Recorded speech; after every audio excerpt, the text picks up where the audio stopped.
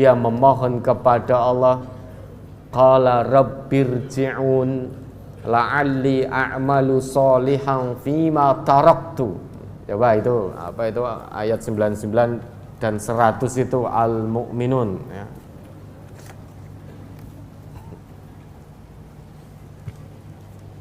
Surat Al-Mu'minun ayat 99 dan 100.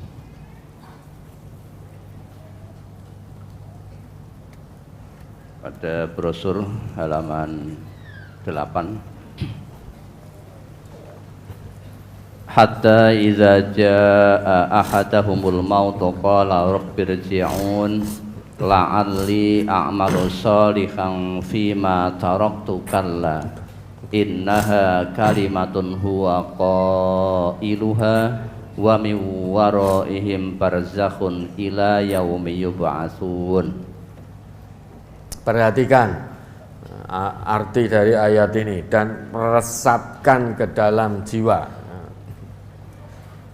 Demikianlah keadaan orang-orang kafir itu, hingga apabila datang kematian kepada seseorang dari mereka, dia berkata, "Ya Tuhanku, kembalikanlah aku ke dunia." Nah ini dulu, itulah keadaan orang yang menutup kebenaran dari Allah dan Rasulullah.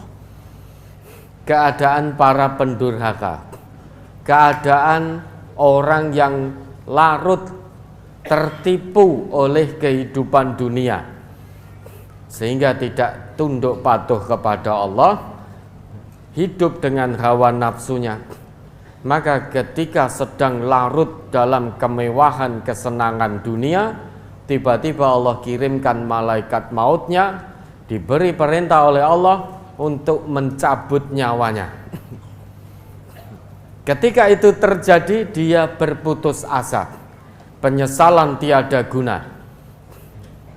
Dia mengetahui secara pasti bahwa detik ini detik perpisahannya dengan dunia dan segala kesenangannya. Sedang ketaatan belum ada, ketundukan kepada Allah tidak ada, menghalalkan segala cara hanya untuk mendapatkan kemewahan kesenangan dunia. Datang malaikat maut, dia menyesal mengatakan, qala rabbirji'un, ya Allah, kembalikan aku ke dunia. Kembalikan aku ke dunia, karena dia yakin betul tidak ada bekal, tidak ada amal untuk dibawa kepada Allah. Dia yakin betul dia akan mengalami kesengsaraan yang sangat panjang, kebinasaan, siksaan bertubi-tubi. Maka dia memohon kepada Allah agar dikembalikan ke dunia, dan bahkan janji kepada Allah. Tujuannya agar dikembalikan ke dunia itu apa? Terus, agar aku berbuat amal yang soleh terhadap yang telah aku tinggalkan. Sekali-kali tidak.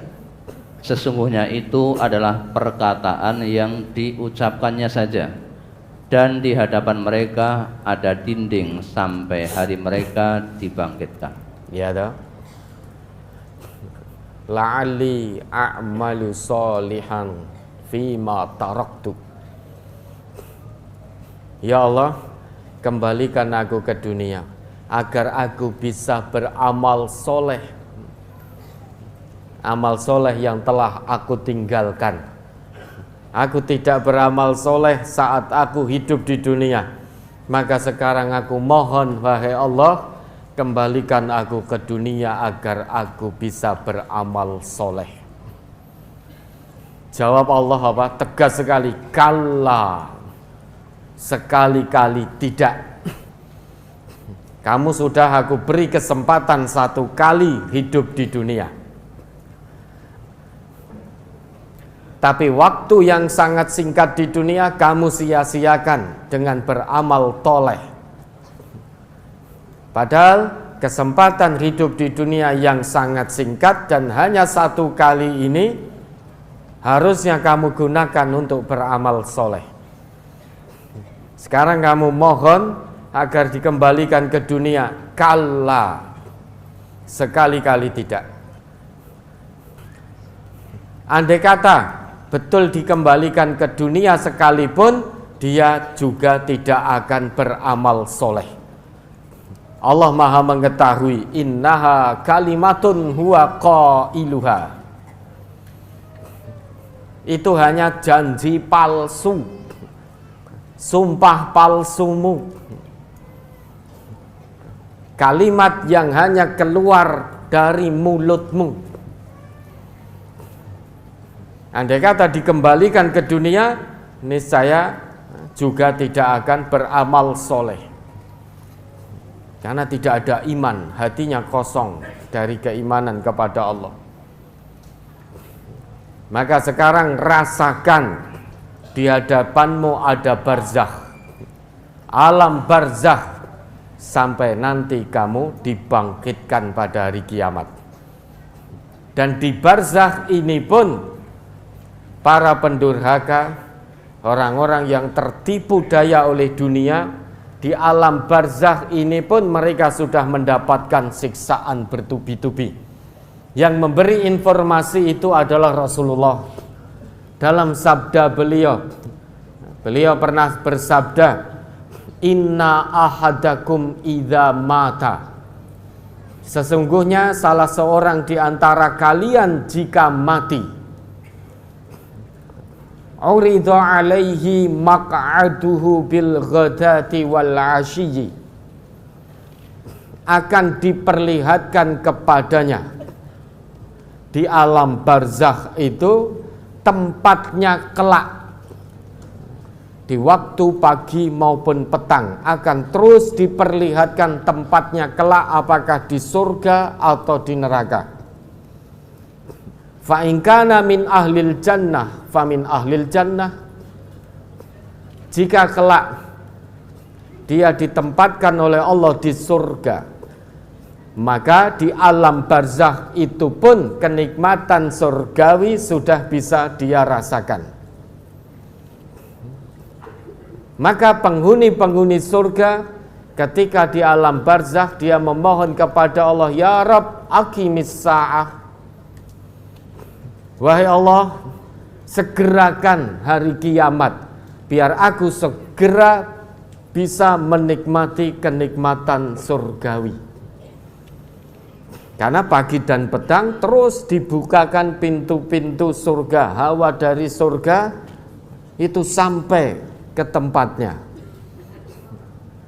Wa in kana min ahlin nar fa min ahlin nar, dan jika dia calon penghuni neraka, maka pagi petang siksaan-siksaan hawa neraka terus disampaikan pada dirinya ketika dia di alam barzakh. Jadi seseorang itu kalau sudah mati, dia tahu kelak di neraka atau di surga, itu sudah diketahui sejak dia berada di alam barzakh. Kalau dia calon penghuni surga, di alam barzakh dia sudah mendapatkan kenikmatan demi kenikmatan. Kalau dia calon penghuni neraka, na'udzubillah, dia akan mendapatkan siksaan demi siksaan sejak di alam barzakh. Wa yuqalu, dan dikatakan kepada mereka, hadza maq'aduk hatta yab'atsaqallah ilaihi yaumal qiyamah. Ini tempatmu sampai nanti Allah bangkitkan kamu kepadanya pada hari kiamat. Maksudnya apa? Ini tempatmu. Kalau ini surgamu, ini neraka. Sampai nanti Allah betul-betul bangkitkan kamu pada hari kiamat untuk Allah kirim kamu ke tempatmu ini. Yang di surga, ya di surga, di neraka, seret ke neraka. Itu sudah diketahui di alam barzakh.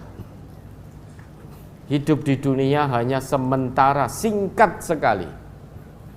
Sebentar lagi kita mati. Al-maut qarib, kematian itu sangat-sangat dekat. Kenapa kematian disebut sangat dekat? Karena datangnya tidak diketahui. Tidak harus nunggu tobat dulu, tidak harus nunggu sakit dulu, tidak harus urut yang tua dulu. Kematian datangnya setiap saat. Maka seringkali kita bertanya di sini, forum ini, ada di antara Bapak Ibu yang hadir atau yang menyimak ini yang berani menjamin bahwa 5 menit ke depan dirinya masih hidup? Ada yang tahu 5 menit ke depan dirinya masih hidup? Ada yang berani menjamin? Tidak ada yang tahu. Jangankan 5 menit, 1 menit ke depan pun kita tidak tahu masih hidup atau mati. Kita tidak tahu itu. Jangankan tahun depan, 10 tahun lagi, 1 menit, 5 menit atau 1 jam ke depan kita masih hidup atau datang malaikat maut kepada kita, kita tidak ngerti. Karenanya kematian itu disebut sangat-sangat dekat sekali. Dimanapun kita berada, kematian akan mendatangi kita. Baik di keramaian, baik sendirian, baik di tempat yang megah, yang aman, di pasar, di rumah, di kamar tidur, di kamar mandi, di sini, di masjid, di tempat-tempat maksiat, atau dimanapun kematian akan mendatangi kita. Oleh karena itu, la tamutunna illa wa antum muslimun. Jangan pernah mati, jangan pernah tinggalkan dunia kecuali dalam keadaan totalitas berislam. Untuk bisa totalitas berislam tidak ada cara lain selain ngaji Al-Quran, ngaji As-Sunnah, pahami, amalkan dalam kehidupan sehari-hari. Ya, terima kasih atas masukan dari saudara tadi, pelajaran yang sudah disampaikan oleh saudara tadi. Tidak perlu ada yang dikoreksi, hanya perlu kita garis bawahi untuk kita semua. Ngaji itu butuh kedisiplinan. Masalah duit ra gelem ketinggalan kok. Masalah harta dunia yang pasti akan kita tinggalkan. Kita tidak mau ketinggalan, ingin menjadi yang terdepan. Biar tidak ketinggalan. Untuk sesuatu yang pasti kita tinggalkan manusia pada rebutan. Tapi kalau untuk akhirat yang kekal abadi, kenikmatannya hakiki, banyak manusia yang tiba-tiba tidak mau menjadi yang terdepan, pengennya ketinggalan. Padahal Allah perintahkan fastabiqul khairat, berlombalah dalam kebaikan. Untuk urusan dunia saja tidak mau ketinggalan. Padahal itu sesuatu yang pasti dia tinggalkan. Ini lucunya manusia itu di sini. Lucu terwagu gitu loh. Rebutan dunya, lali surga, lali neraka. Padahal Allah itu untuk urusan dunia, pesan Allah itu hanya wala tansa nasibaka minad dunya, jangan kamu lupakan urusan duniamu. Maksud jangan kamu lupakan itu ya usahalah untuk duniamu, namun tetap sesulit apapun prinsipnya tetap cari yang halal, cari yang thayyib, halalan thayyiba. Zaman sudah semakin edan. Konon kata orang nek ramelu edan ora keduman. Itu biarkan orang mau ikut edan silahkan, ben keduman dunya bar kuwi disiksa. Hamba Allah yang beriman tidak akan ikut-ikutan edan sekalipun resikonya tidak keduman dunya. Tidak mungkin hamba Allah yang beriman mengutamakan akhirat Allah kok melupakan dunianya, itu tidak mungkin. Oleh Allah pasti dunianya akan disertakan, bahkan disertakan dengan penuh keberkahan. Maka kami pesankan ya, untuk kami pribadi dan seluruh keluarga besar MTA ya, dan kaum muslimin dimanapun berada, sebagaimana pesan Allah, la taghurrannakumul hayatud dunya wala yaghurrannakum billahil ghurur. Jangan larut dalam tipu daya dunia, dan jangan sampai tertipu oleh setan yang pandai menipu. Mudah-mudahan Allah senantiasa menjaga kita semua. Ya, ada lagi? Halaman 1 masuk 2. Surat Al-Anbiya ayat 35. Kullu nafsin za'iqatul maut wa nabluukum bisyarri wal khairi fitnah wa ilaina turja'un. Tiap-tiap yang berjiwa akan merasakan mati. Kami akan menguji kamu dengan keburukan dan kebaikan sebagai cobaan yang sebenar-benarnya, dan hanya kepada kamilah kamu dikembalikan.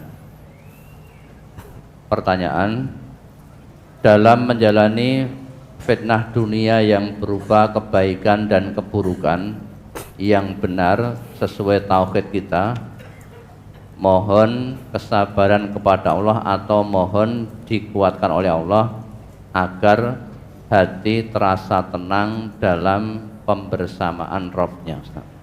Ya, semuanya mohon kepada Allah dijadikan hamba Allah yang bersyukur, bersabar, ikhlas, dan dikuatkan hati. Ya muqallibal qulub, sabbit qalbi ala dinik. Wahai Allah, zat yang maha membolak-balikkan hati, mohon teguhkanlah hati hamba di atas agamamu. Ketika diuji dengan kesenangan bersyukur, diuji dengan kesusahan bersabar, maka Nabi kita bersabda, ajaban li amril mu'min, sungguh mengagumkan, sungguh menakjubkan perkara bagi hamba Allah yang mukmin. Mukmin ini berarti betul-betul ngaku iman dan dibuktikan pengakuan imannya dengan perbuatan. Itulah seorang mukmin. Seorang mukmin itu bukan hanya orang yang ngaku iman di lisan saja. Karena iman, definisi dari iman itu takrirum bil lisan, pengakuan dengan lisan, wa tasdiqum bil qalbi, pembenaran dengan hati, wa amalun bil jawarih, perbuatan dengan anggota tubuh. Artinya, kalau hanya sebatas takrirum bil lisan, belum tasdiqum bil qalb, belum amalun bil jawarih, dia belum seorang mukmin haqqo, belum seorang mukmin yang hakiki. Maka ketika Nabi menyebutkan ajaban li amril mu'min, mukmin di sini tentu orang yang ngaku iman dan terus berusaha membuktikan keimanannya dengan perbuatan-perbuatan kebajikan,